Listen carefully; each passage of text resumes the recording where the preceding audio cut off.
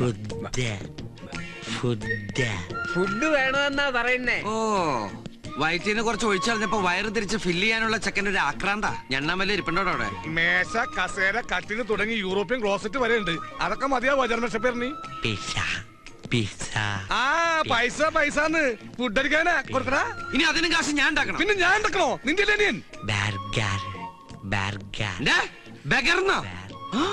നിന്നെടാ പിച്ചക്കാരെ തിരിച്ചറിയാനുള്ള ബുദ്ധിയൊക്കെ ഉണ്ടാവന്. വരും. പെട്ടെന്ന് കിട്ടാൻ ഈ ഹോട്ടലിൽ വന്നത്. അല്ലെങ്കിൽ 5 സ്റ്റാർ ഹോട്ടലിൽ പോവായിരുന്നു. അവിടുത്തെ ബില്ല് നിന്റെ അച്ഛൻ കൊടുക്കോ? എന്റെ അച്ഛൻ എന്തിനു കൊടുക്കണം? നിന്റെ നീ കൊടുക്കണം.